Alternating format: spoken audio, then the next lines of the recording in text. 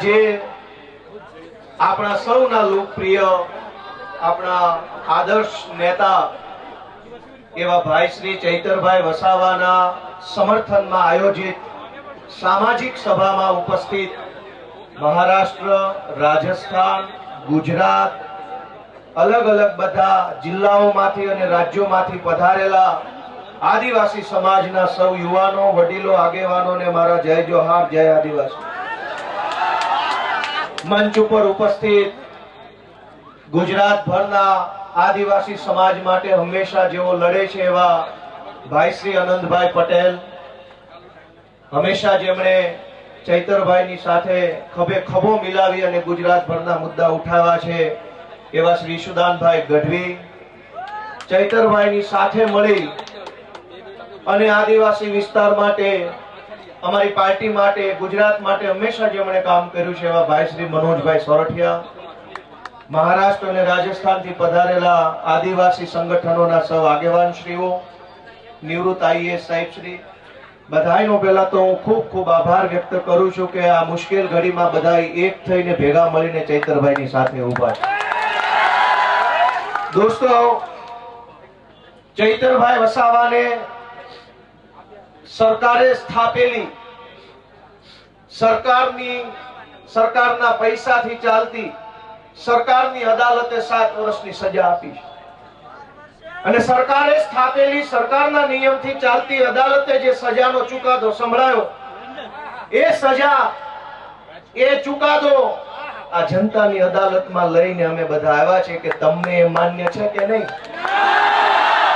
લોકતંત્રમાં સરકાર કે કાયદો કે વ્યવસ્થા આ બધી જ વસ્તુ કરતા સર્વોપરી છે જનતાનો ઈરાદો, જનતાના આશીર્વાદ, જનતાની આશા શું છે।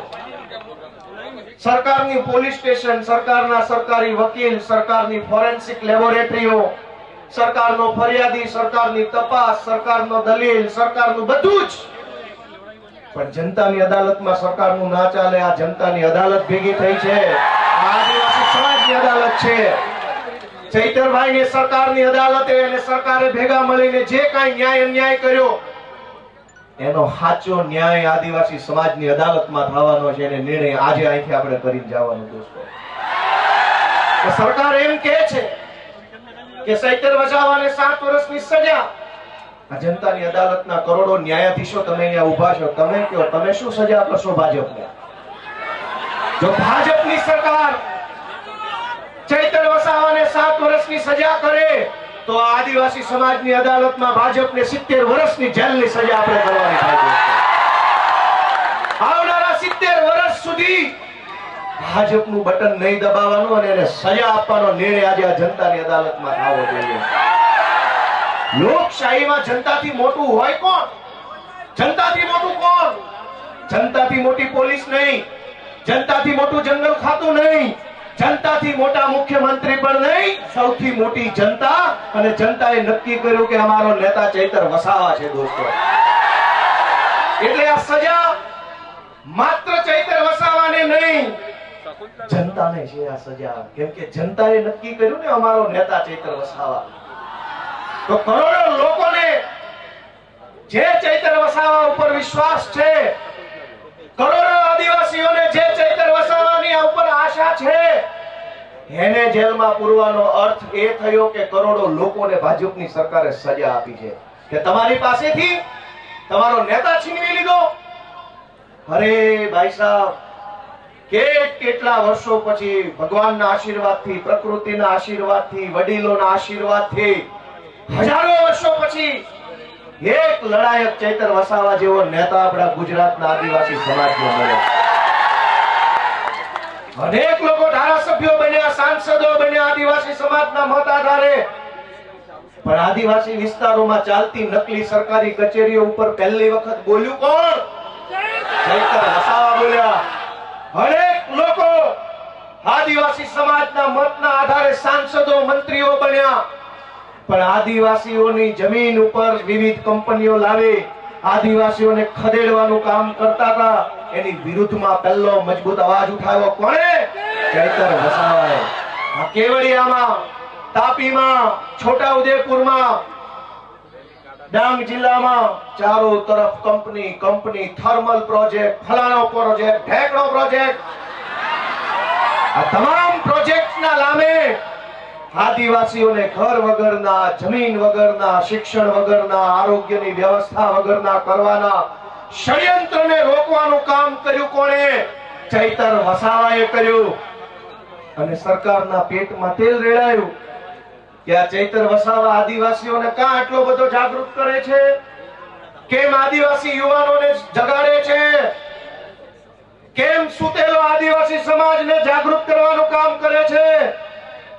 ચૈતર વસાવાનો ગુનો એ નથી કે જંગલ વિભાગના કર્મચારી સાથે બોલાચાલી કરી. ગુનો તો એ છે કે જંગલની જમીન તમારી છે અને તમને અપાવવાની છે એવી જાગૃતિ સમાજમાં લઈને આવ્યા. ચૈતર વસાવાએ જો બીજા ભાજપના આદિવાસી નેતાઓની જેમ રૂપિયા બનાવ્યા હોત તો જેલમાં હોત કે ઘરે હોત?